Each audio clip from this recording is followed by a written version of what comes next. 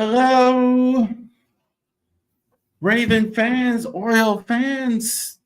Get the chair right. Get the energy going. We're going to thank you very much for joining us today. Thank you for watching us today here on Ravery Sports Podcast, the Baltimore sports podcast for fans like me. Thank you very much for joining us today. Like and subscribe to all of our content. If you actually like this content here, you like Baltimore sports content, so definitely you can go ahead and like and subscribe. Hit it on our Facebook page. Go ahead and hit it on our YouTube channel. Go ahead and hit it on our Twitch channel. Go ahead and hit it on our Twitter page. So thank you very much for doing that. Bottom of the screen, Genesis Notary Services /Facebook. Definitely, that's my notary business. We will come right out in the Shenandoah Valley and get that taken care of for you. So we definitely can go ahead and take care of all of your notary needs in the Shenandoah Valley. So I'd be happy to get that squared away for you. ravorisports.company.site. We will go ahead and get that squared away. ravorisports.company.site.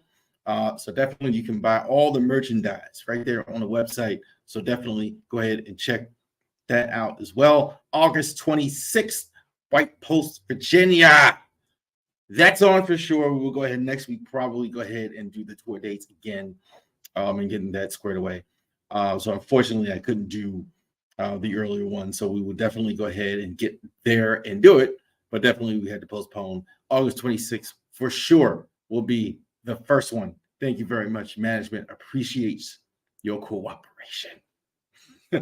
Let's talk Ravens football and get that taken care of. So this is our third of these Ravens Trade Camp Insider Report here today. Changed the name a little bit, but this is going to be our third training camp report for the Ravens here. This is now a couple weeks into training camp. Season is a couple weeks away. So with the training camp, this week we had a preseason game. They went ahead and played the Philadelphia Eagles. We're going to go ahead and talk about that. Some of the things we've seen today, especially, we had huge news out of camp. So we're definitely going to go ahead and talk about that. Let's talk about the game first. I want to put this on Twitter and Facebook as well. Tyler Huntley. This is our observation here. Definitely looks like the backup quarterback. I don't see anybody else making the roster. Anthony Brown, Josh Johnson. I don't know. Somebody please tell me in the comments or something. Josh Johnson must have been with the Ravens like 4 or 5 times at this point. He's here again. I think he's just coach on the field. He's just basically he may be getting a coaching job with the Ravens or some other team because I don't think he's had any regular season, but he's with the Ravens like 4 or 5 times. I don't know what it is, but I think he's just a camp body, knows what they want to do, good guy to have around. Anthony Brown just has good. I think one or both may be on the practice squad. We'll see how that goes. David Ajabo in the game. I don't think David Ajabo looked great in the game. I think now again, this was his first game, really, first preseason game. Maybe he's a little nervous, a little anxious. I think Jadeveon Clowney has not signed yet as of today, as of this recording, and Kyle Van Noy has been in there. Definitely looking at pass rushers. Obviously, you had the joint practice. Chase Young, obviously, that came up again. We will see how that goes as well. We're a little disappointed with the job also because we've been hearing so much in the training camp reports. Privacy, he's been playing well. I thought he was good today in the practice as well. We'll get to that, but I think probably a vet is needed. Justin Houston's gone. Clowney and Van Noy are probably the 2 names out there. So we'll see about that. Brandon Stevens didn't look like the answer in the corner. I don't think he's a corner. I know he got drafted as a corner of safety. I think safety is the spot he should be. We'll see how this goes. I mean, definitely lots up in the air right now. But he looks like if I was them, I definitely would have him at safety. That's definitely the spot I think he's most comfortable at. I think definitely that's where I would put him. They've tried him a couple times on this island on that nickel corner. He didn't look great against the second and third teamers, so I don't know. I'm leaving him at safety at this point. That's definitely my status. Ricard, Project Pat, we still don't know. I guess he's been running with the first team with the fullback. I saw that again today. In the game, I don't know with Project Pat. I'm not sure he makes the roster. I hope so, but I don't know how much fullback they're going to use. So we'll see how that goes with Pat Ricard. See if he makes the roster as fullback. Or in another position, maybe he plays tight end, maybe he's playing offensive line. We'll see how that goes with Pat Ricard. Keep an eye on these things. Shaun Ryan, Travis Volek, Keaton Mitchell all have a shot to make the Ravens roster. A lot of talk about Keaton Mitchell, Baltimore product. So a lot of local fans are rooting for him. I thought he was great. He was good as a running back. Problem is, so did all the other backs. J.K. is coming back. J.K. Dobbins is coming back. As Kenny is coming back in. Gus Edwards, Justice Hill, and Melvin Gordon is still here. So I don't know. I think he's got a shot to make it. I don't know if they carry one. It really depends on what they do with the roster. We'll do all 53 right before the season starts. 53-man roster prediction. But these guys have a shot at it. I think Shaun Ryan it looked pretty good too. Out there as well. So I think he has an outside shot at. But I think if you see an undrafted free agent on the roster, I think it'll be one of these guys. Because the Ravens have a long history of taking undrafted free agents that make the roster.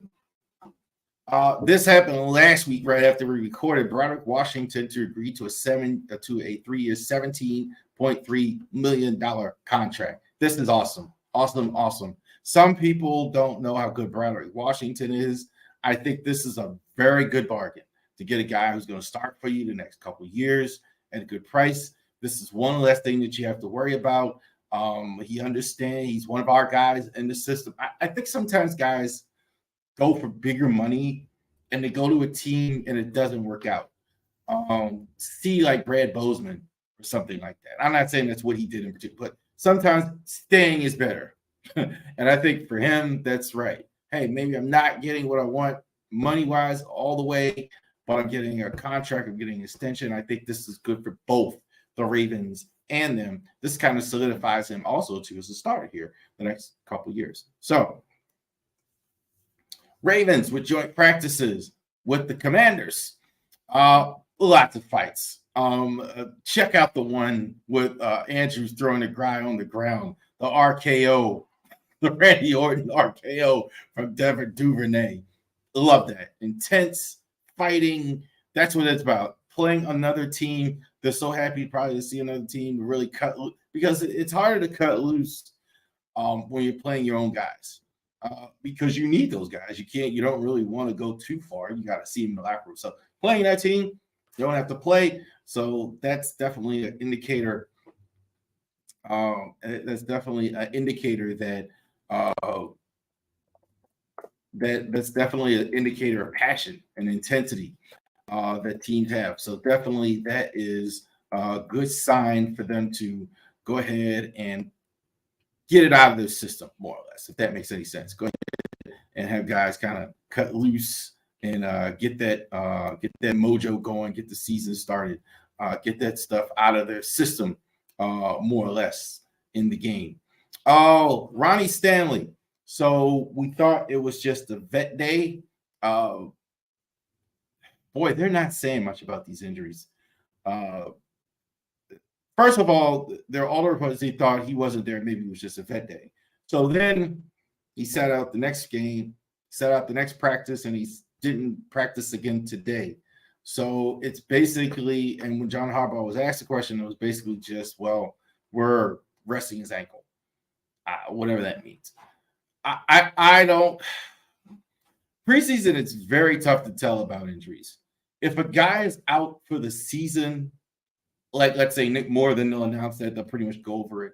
In preseason, they're not obligated to tell fans, media about these injuries. So they don't. So we really don't know how serious this is of an injury that Ronnie Stanley has. Um, I'm gonna guess they're being cautious, especially with all the injuries he's had, with everything in. They could be just saying, let's get McCary some more reps. Patrick McCary some more reps. He was in that left tackle. Uh, you're not worried about that anyway. Like he's definitely a guy who can handle it. So uh, I think that's what's going on, but we really don't know. It's hard to tell. Uh, it's very very much hard to tell what they're thinking and what they're doing here uh, as far as that goes. Because they don't want to tell. And John Harbaugh, and I think I've said this a couple times. He's very much like, in my opinion, Bill Belichick in terms of injuries and all that, etc. He doesn't like really discussing it at all. If he can use kind of the media to his advantage, but then that's what he'll do. But he won't, in general, like to talk about it. So we don't know how bad Stanley is injured. We don't know.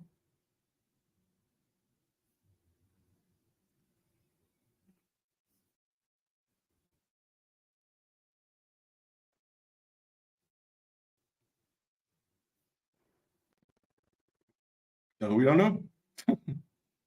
Let's one more here. Go over a couple things. Obviously, this was out of nowhere. Man, I got to tell you, Marlon Humphrey was the one that broke the news that J.K. was going to be coming back. He was the one that just said, "Hey, J.K. is coming back. J.K. is the one that's going to be in the lineup." He did an interview. He said, "I know what's going on." Blah blah blah.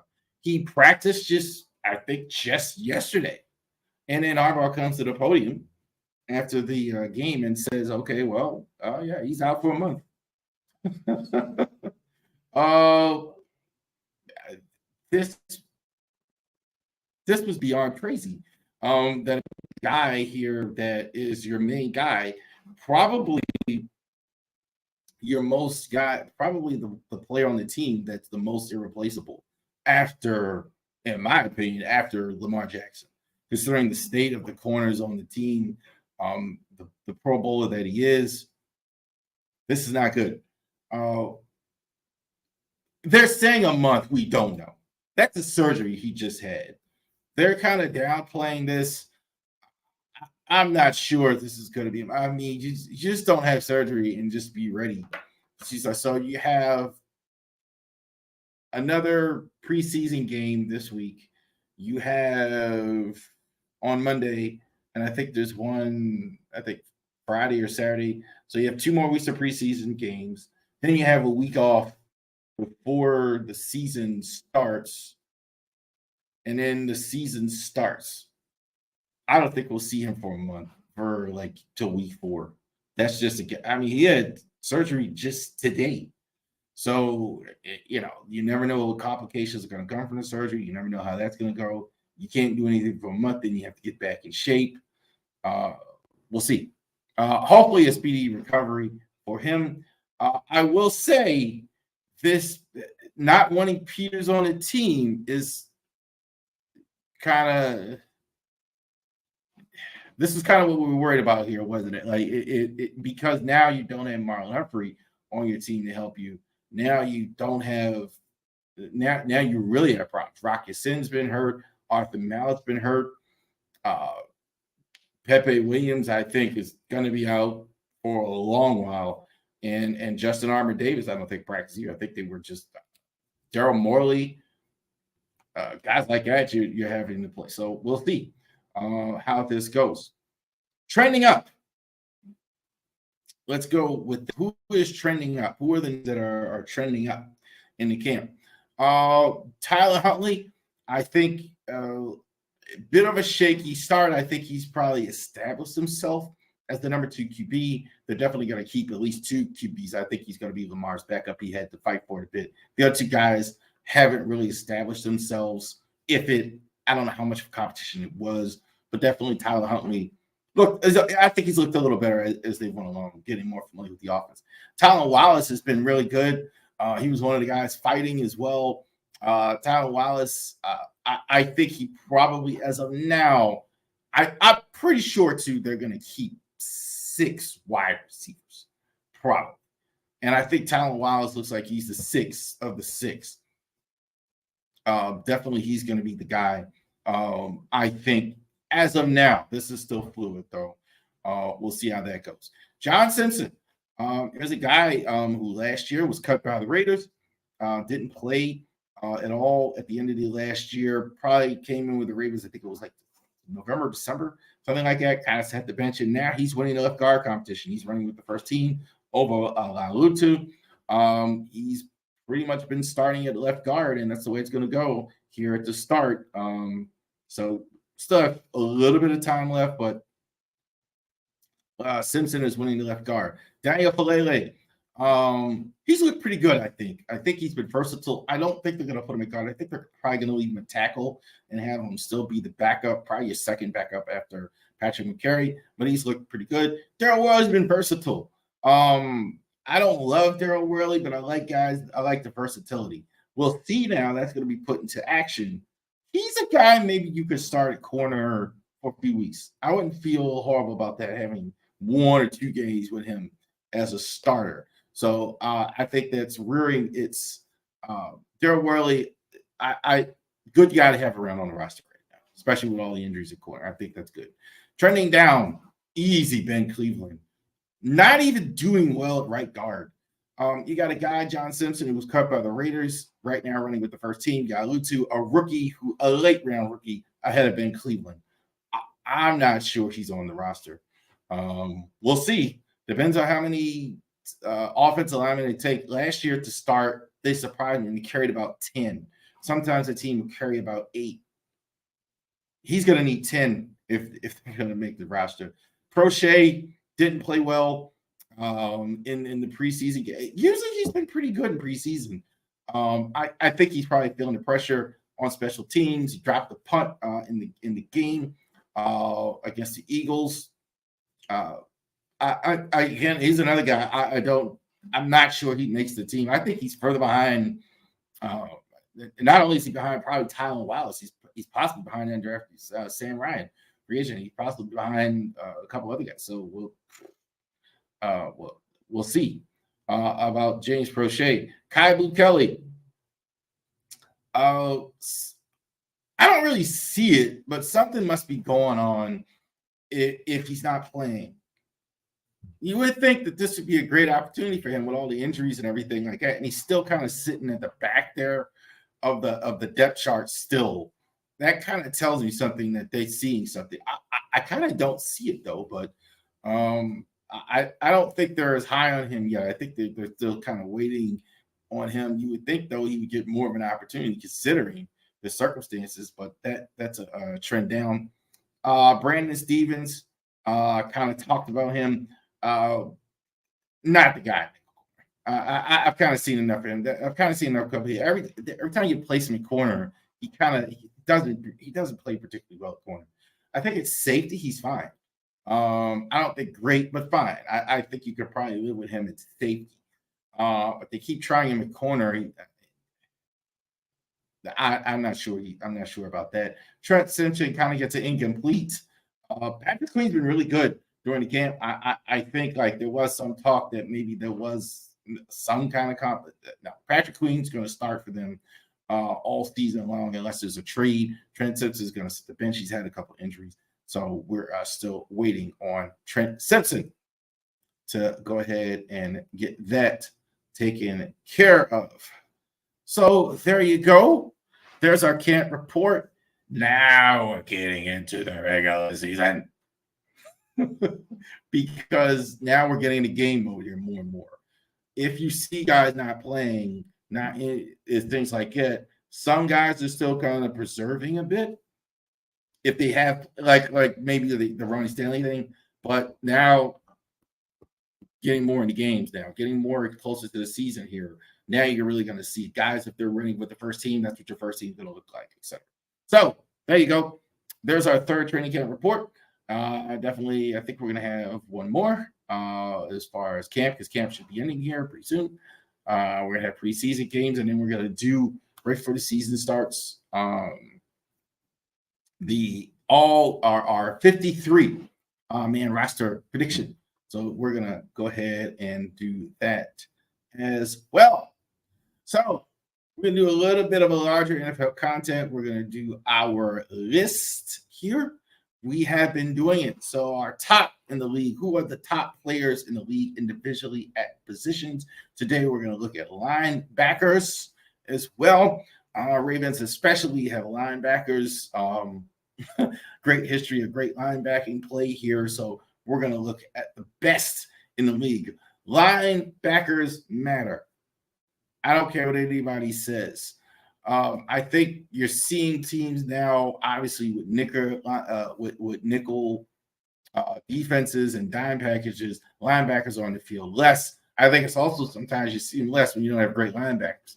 Teams also don't invest in it, so that's why they're not on the field. Not this group. These guys at the top of the list are proof why linebackers are important. Let's go at the top here. Deontay David. Some people would say this is low. I really like Deontay David. Deontay David, I got the wrong team there, the Vikings. Bucks. He's really good. Deontay David, I think, is as good of a inside linebacker as you will find anywhere. The only reason really why he's a slow, it's a bit of projection. He's about 33, 34 now. Should drop down. I think his production is going to drop down a bit. All over the field. All over the field. Great leadership for him. Great instincts as well. His buddy here. There you go. Devin White. I really like this tandem. I always have. Devin White, I think, is super quick. Quick linebacker. Runs real fast to the point of attack. So whereas David is the guy, finds a way to get there. Devin White is just quick. I don't think his football instincts are as good as Deontay David, but he's so fast. He can run so well. That's why I like a fantastic combination. Top 10, 8 and 9 with them. Bobby Okereke with the Giants now. So he played with the Colts. He's going to be inside linebacker with the Giants. I think that's a good team to play for. The Giants as well on Wink Martindale's defense. Tackling machine. So he did play. This is a bit of a projection. In fact, he did play with Shaq Leonard last year. Now he's with the Giants. So is with a new team, but I'm not worried at all. This guy can tackle. Very fundamentally sound with the tackling. Gets a lot of tackles here. I think absolutely deserving of a top 10. Tremaine Edmonds with the Bears hits really hard. I like his intensity as well. Tremaine Edmonds, a really intense player. Has a kind of like one of these guys, a guy belongs in the top 10 or an elite list if he jumps off the screen. Tremaine Edmonds absolutely jumps off the screen for the Bears. More of a straight line guy. I think he's a bit overrated in coverage. I kind of see him drop passes, kind of like get to the run spot. But I think his athleticism kind of covers that. He's such a good athlete. I think he makes it work. I don't think he's great coverage, but I think running at somebody straight line, this might be the best guy on the list. Tremaine Edmonds, really, really good. Nick Bolton had a huge breakout year last year with the Chefs. Nick Bolton was all over the field. More of a traditional. He kind of reminds me.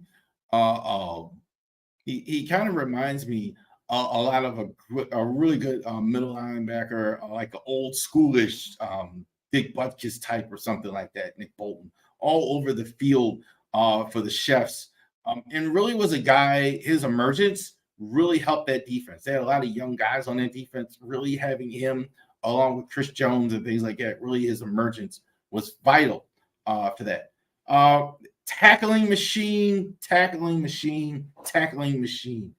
100 and I think it was almost at 80 tackles. This guy. That's all he does well. I don't think the only reason to hire some of these tackles are down the field. I don't think he hits at the point of attack. He does not miss tackles. Does not miss them. Won't miss them. Will get tackled all over the field. I think he needs to make more impact with the tackles as well. But he's fantastic tackler as well as far as getting there, getting all over the field. He makes them in the he makes them in all quadrants. He makes them in the middle quadrant. He makes them in the for a loss. He makes them period. I like this guy is really being slept on as one of the really good defenders in the league. Fasado Okun for the Jags came last year, free agent acquisition from the Falcons. Good free agent acquisition. This guy is a dog, as described by Ryan Clark. Difference maker, leader. He's getting a little bit older. That's why he's no longer at 1 or 2. But Bobby Wagner back with the Seahawks, probably not a good idea that he ever left. He played with the Rams. They were kind of rebuilding. They immediately brought him back. He wanted to come back. Nothing to worry about here. He knows obviously he knows Pete Carroll's defense at the back of his hand. He's going to tackle a lot of people. Bobby Wagner, I think, finally is getting some recognition where he was so good for so long under the radar. Bobby Wagner goes straight to the ball. He has a ball. He has a nose for the ball that I don't think I've seen with a lot of players. Even the guys inside linebackers. He's outstanding. Bobby Wagner, number 4. Shaq Leonard. Now, this guy did miss some time last year. That's possibly why he's not higher. But Shaquille Leonard is really good. He's healthy. He's definitely got 135 tackles, 140. I mean, there's no question. He's going to blow past that 100 tackles. No question about it. Shaquille Leonard. See, now we talk about Okun, not a lot of tackles. This guy makes impact. Tackles near the line of scrimmage. Tackles blowing up runs, things like that. You see that more with this guy, Shaquille Leonard. Has to be healthy, though. Little bit of projection having him at 3 because he had the injury last year, but Shaquille Leonard is no joke at all. Roquan Smith, our guy, changed the whole defense. Defense was kind of a disappointment last year for the Ravens till he showed up. Patrick Queen's going to get a lot of money from somebody playing next to Roquan Smith, the way Roquan Smith plays. Let's see now with him, is he going to be the leader of the defense? Kind of was, but came in half the way through. Defense, see if he can make this defense in his image. He's fantastic inside linebacker. I think under most circumstances, he's probably the best linebacker, inside linebacker, middle of Mike linebacker in the AFC, only behind the guy in the middle, Fred Warner, who's number 1 in the entire NFL. Fred Warner does everything well. Hits it hard when he gets there. Goes ahead, captains the defense, can play off ball, can play on the ball. Passing in the pass lanes, outstanding as well. That's what's really impressive about Fred Warner. So he goes forward and he goes backward and he gets in the lanes and he's a leader. Nothing not to like about Fred Warner, as I don't think he's quite as good as Ray Lewis, but he's outstanding. No question about it. Number 1, Fred Warner, the best inside linebacker in the NFL. Let's stick with linebacker. I'm glad you asked. Outside linebackers for the NFL. Who are the top 10 outside linebackers in the NFL? Now, again, I'm making the distinction for this list as well from edge rush, okay? I know everybody's doing the edge rush, but I'm doing outside linebackers. So there are some guys on this list that are 4-3 outside linebackers that aren't edge rushers. But I'm putting those guys in there as well, outside linebackers here on the list. Danielle Hunter for the Vikings. Got to stay healthy. That's why he's probably not higher here. But Danielle Hunter was really good last year. He's clearly their best defender. Daniel Hunter, I think, is a speed rusher. Just got to stay healthy. I like the way he plays the run as well. I think, though, again, health is probably the reason why he's not higher. but he's an outstanding speed rusher as well. Got some power moves, but I think he's more of a speed guy. I think he kind of bends you around, bends the offensive guy around a little bit to go ahead and get his sacks, cause disruption. I'm putting him in the top 10. Alex Highsmith. Hate to ever have Steelers because I don't like the Squealers.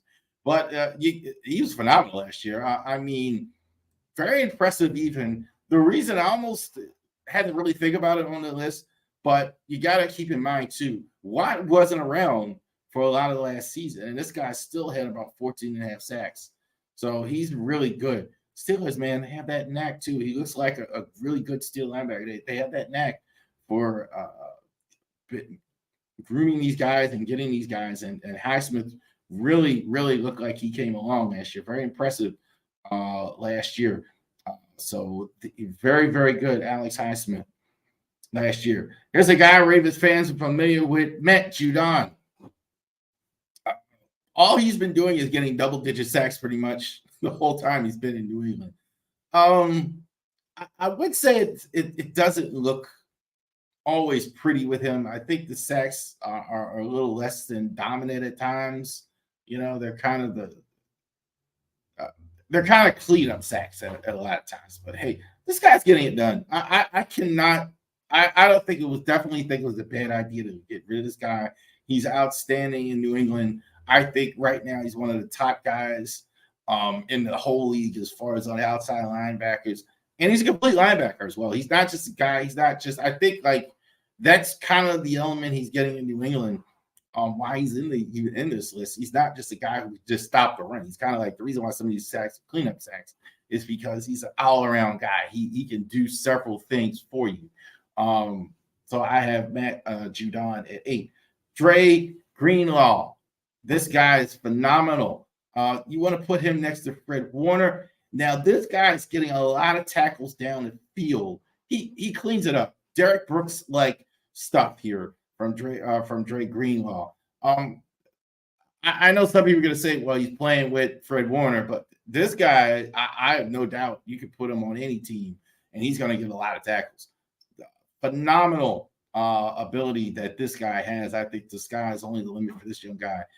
Dre Greenlaw is downfield, though. That's a lot. That's the thing with him. A lot of these tackles he's getting is downfield, probably because he has Fred Warner's team. But he's outstanding, I think. Now, this guy, numbers don't do it justice, okay? He doesn't have a ton of tackles at the weak side. The tackle number was good. He had like 99. I think it was like 99 tackles the end of last year. The thing I love about Matt Milano is he hits. That's almost forgotten these days. When Matt Milano hits you, you know he's been there. That's the thing. He hits hard, sticks hitters. I love watching him hit, man. That's the thing with him. Matt Milano is going to hit somebody when he gets there. Does a lot of things well on the weak side as well. Runs well. More of a straight line guy. I think his pass coverage is good too, but he hits hard. That's the thing you really notice about this guy. Absolutely. Really guy here slept on. Brian Burns is good.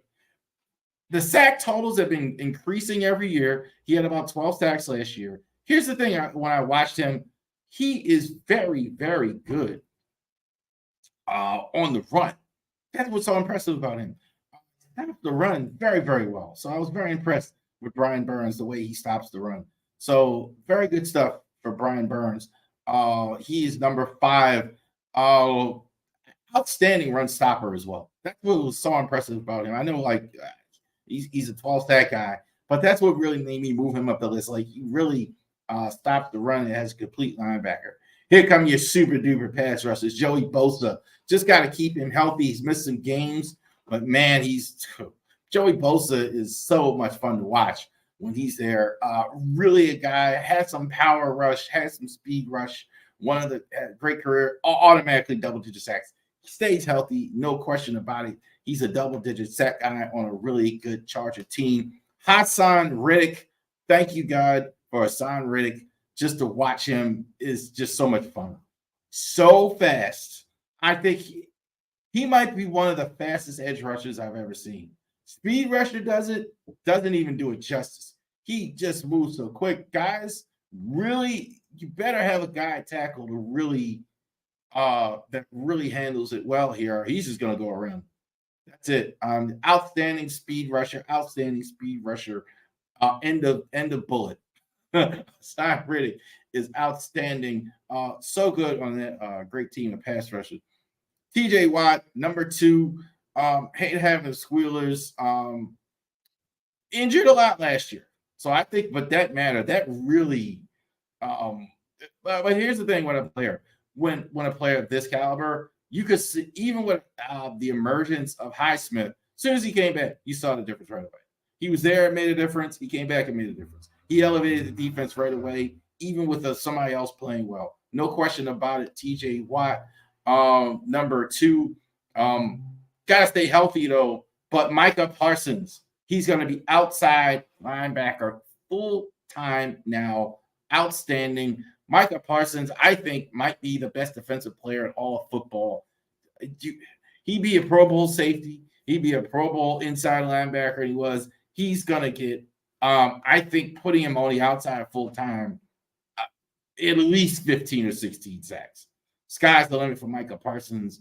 Number 1 best outside linebacker in the entire NFL. So shout out to Micah Parsons, who has been outstanding for the Cowboys. And let's see how that goes this year with Dallas as well. So a couple of things, couple of channel notes we want to go over. September 1st, we're going to have our coverage Maryland football. So we're going to do our first Maryland football preview. We're going to preview the Terps in the upcoming season. You're going to see where I think they're going to wind up in the Big Ten standings. Also, too, we're going to preview a little bit of the rest of the Big Ten, but we're going to look at how the Terps are going to do this year. That is going to be the Friday night before the game against Towson. We're going to go ahead and take a look at that. Sunday night, we're going to go ahead and do the NFL preview total. So we're going to do NFL predictions. That's going to drop Sunday night, and we're going to go ahead and predict all the teams in the NFL as far as that season goes. So keep in mind, not just the regular podcast, giving you other content as well. Sad news. Alex Collins, unfortunately, former Ravens running back, passed away this week at 28 years old. So Ravery Sports, definitely our thoughts and prayers are out to his family. I saw a photograph of him with Ryan Mallett, who also passed away at a young age. So it's unfortunate that these guys, I'm not sure of the cause of death, but we're all praying for a family. It's very sad when you have a young person kind of like that. I'm 45 years old. I can only it just feels wrong when somebody's kind of cut down that young. I haven't heard of anything as far as foul play or anything like that, but it's sad. The Alex Collins and Alex Collins, I think, as a running back, he had 1 year where he was really phenomenal. I don't know exactly what happened with him going for, but he was really good for the Ravens. I think the way he ran with that reckless abandon was very, very good.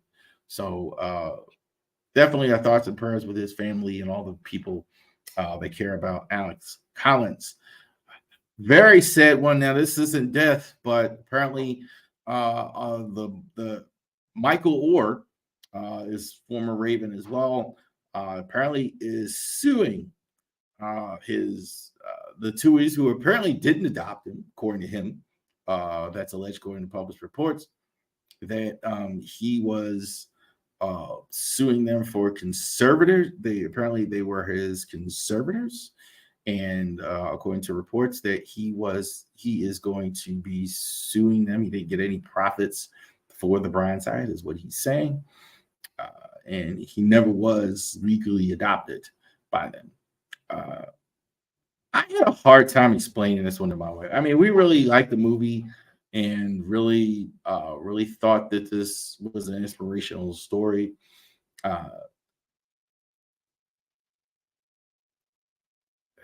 money can break up families. I'm not going to go there too much. I'm going through that myself, and I think my thought was I heard this today. Like either he's running out of money or they're running out of money. Well, with the lawsuit, I hope that this gets worked out without the courts and everything like that. Once you get courts involved, man, it really becomes battle roll.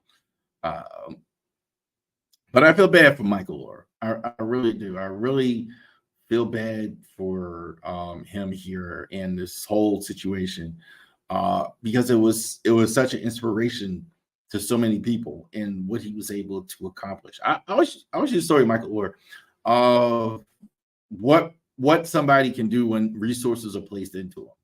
You know, what you can do with your business if you have resources, what you can do with a child when he gets resources. So I hope that Orr and the family and the Tuohys can actually work this out and kind of get back on the same page and get that squared away as well. So we're hoping for the best for their family as well. All right, let's do a little baseball summer. Let's talk about the Dominican Summer League Orioles, orange and black. So we're just going to stick with one team today. We're going to talk about the Orioles, Dominican League team, Summer League. So many years ago,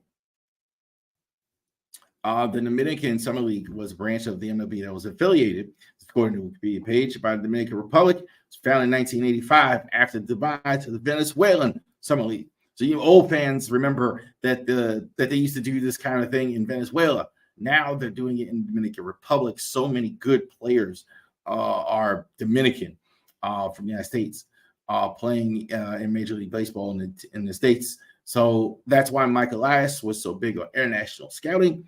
And I wanted to get a lot of these guys, signing them at very young ages, and sometimes 16 and 17. You see some of the names we're going to talk about are that way. The complex is the DR complex, and Santo Domingo is the Orioles complex. I honestly, I hope somebody can tell me.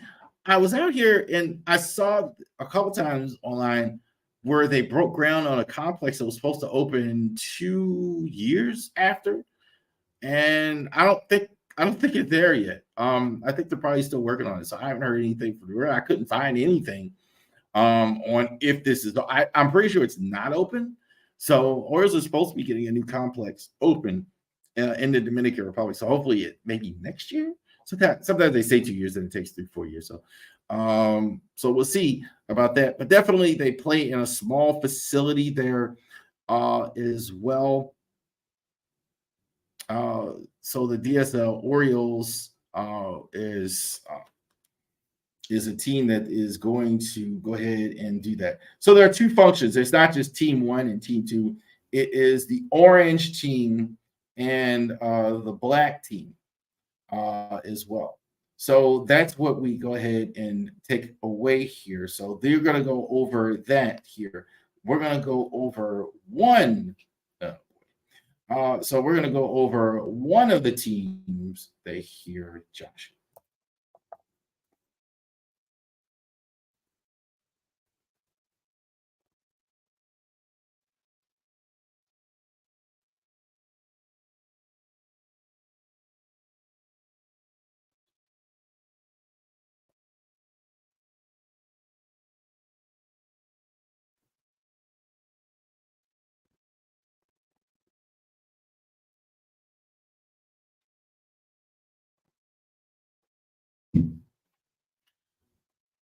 All right, so we're talking about the Orioles here, the black squad here. So we're going to go ahead and get that squared away in for you today. Who's in charge of the black squad? Orioles black.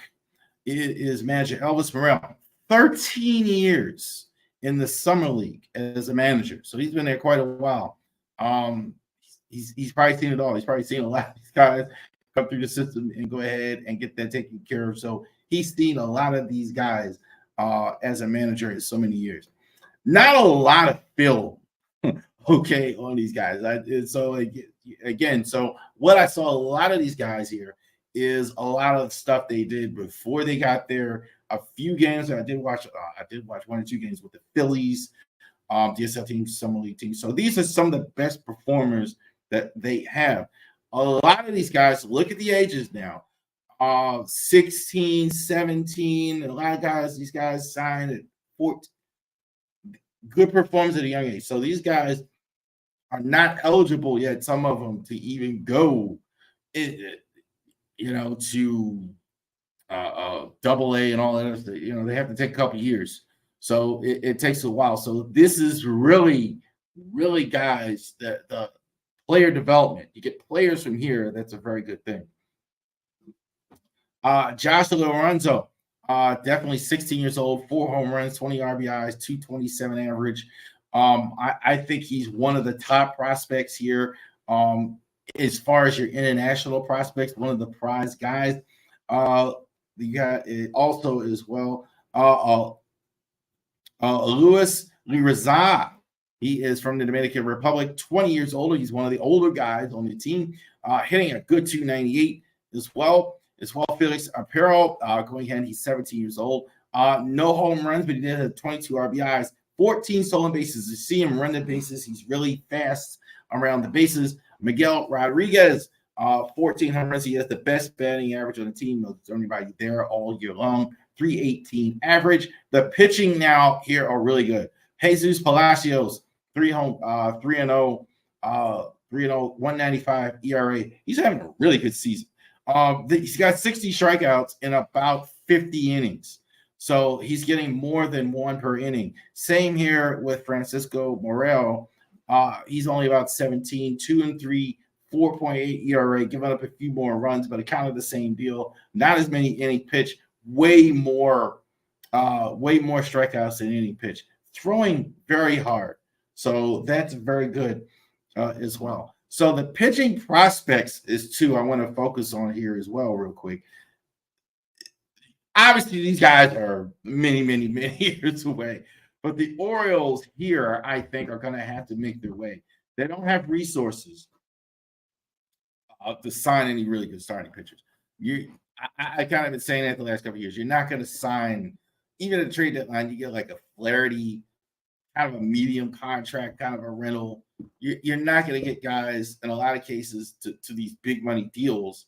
So, and in the first, second round, they've been doing a lot of hitters. So these pitchers in the Dominican Republic going to have to be, where they make their money is. These, like particularly international guys, going to have to be where they make the money. And this is a good start, having 2 guys like Palacio and Moreno come out of the Dominican Summer League. So we got a few more weeks next week. We're going to go ahead and talk about the Black. There are 2 teams now. So these guys are your young developmental players in the Orioles system here. So we will go ahead and talk about the other squad. So again, these are all very young players, several years away, that are going to go ahead and get that squared away. We only have 2 more of these left. Okay. So we're going to talk about the Black, like we said, and the last one is going to be our Little League World Series as we talk about that. Little League World Series should end August 27th. We'll talk about that after that. Let's talk Orioles report here. Orioles, I thought, were very good all year long, obviously. So trade deadline's gone. I think all the it's playoff time now. We're about almost in September here, and the pennant race start as well. Aaron Hicks is back. They went ahead and sent Colton Cowser down to AAA as well. Orioles did the series as well, the last series. This is a really good team.